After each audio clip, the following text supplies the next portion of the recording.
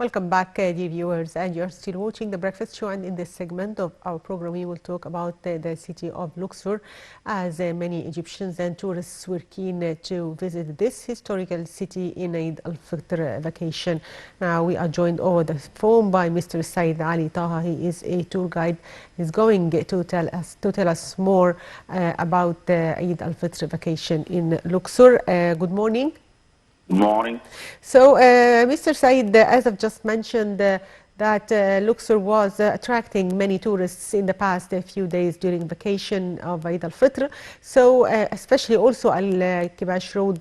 Can you tell us more about the government's effort, the Ministry of Tourism's effort to revive tourism in different touristic sites?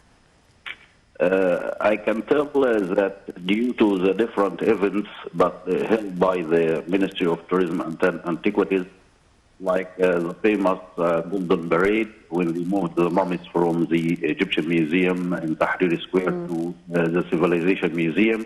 Yes. And the other event was done in Luxor, and it was attended by the President of Egypt at that time, Abdel Fattah al-Sisi. That was a great event, attract a lot of tourists and also local people to visit Luxor in general.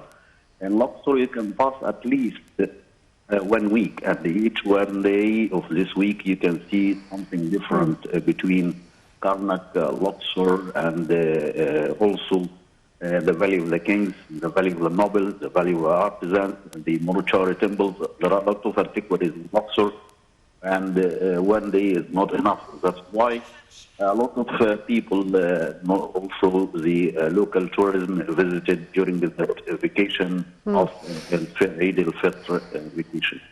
So Yes. many, not only in Luxor, by the way, everywhere in Egypt, also in Pyramid area and in the Saladin Citadel and the Alabaster Mosque, Muhammad Ali Mosque, everywhere in Alexandria. I've been watching the website of the Ministry of Tourism and Antiquities. They announced a lot of numbers that they visited this historical site during the vacation. Yes. So, Mr. Said, also, to what extent does launching the Summer in Upper Egypt initiative help in marketing for tourism in this area?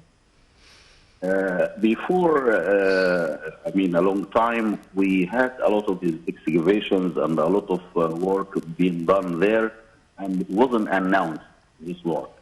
But with the media nowadays, that we announce the different discoveries that we discover Yes. from time to time, that attracts a lot of visitors to the historical site, especially those famous excavations that held in Saqqara, and also that ones going on in Minya city, and in Sohag, and everywhere in Egypt. I can tell from time to time you have a new excavation, and this attracts a lot of visitors, not only local visitors, also the foreigners.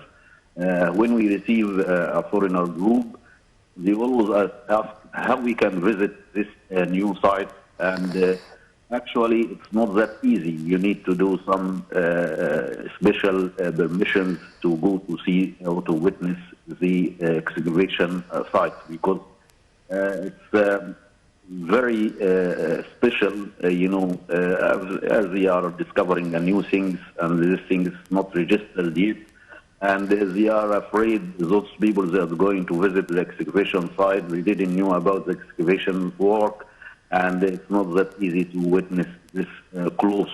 So it need to be people specialized in this field to know what is going on and to keep the excavation in a good, safe hand. That's why not that easy to visit the excavation site. But this excavation and the events held by the Tourism and Antiquities Ministry helped a lot in advertising, and helped a lot to attract a lot of tourists and a lot of visitors from Egypt everywhere. So, sir, how do you see preparations for the summer season and reservations? Can you tell us more about the expected reservations?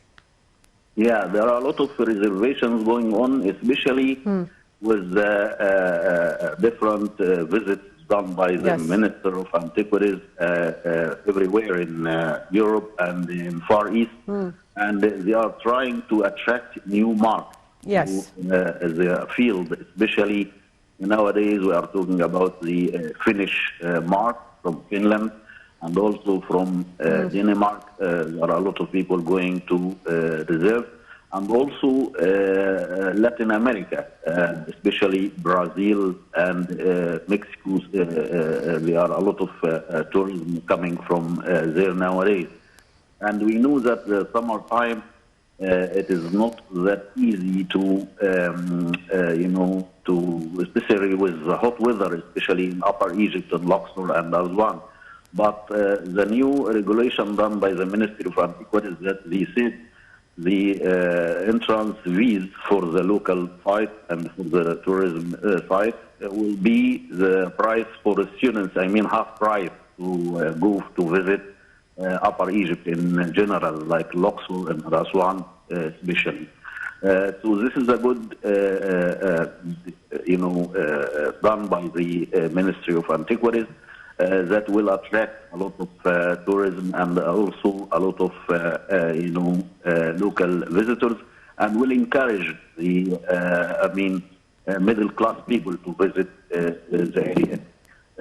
We need another thing must be done by the Ministry of Aviation. Yes. That they need to arrange the plane ticket from and to arrange new different travel lines from different places to ease or to facilitate the communication between Egypt and those countries. So we need to arrange direct lines from Latin America and direct lines from Far East.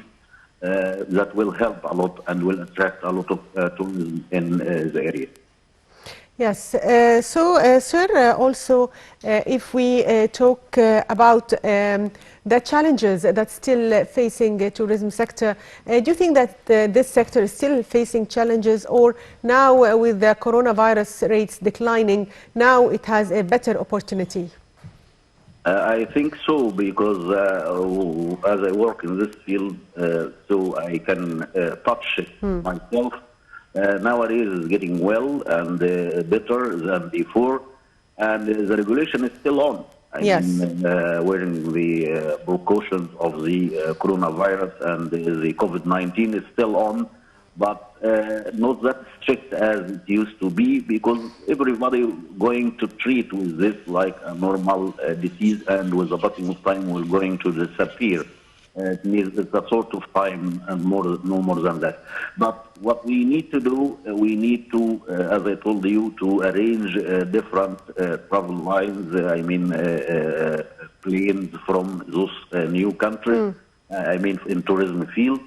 And that will help a lot and will attract a lot. The Ministry of, the Supreme Council of Antiquities, they arranges that the 50% of the entrance fees from different places in Upper Egypt, and we need to arrange an economic fare for the plane ticket to attract more tourism from the different sites. Dr. Said Ali Taha, tour guide, thank you for being with us today. And by that, dear viewers, we come to the end of today's edition of The Breakfast Show. Thank you for watching.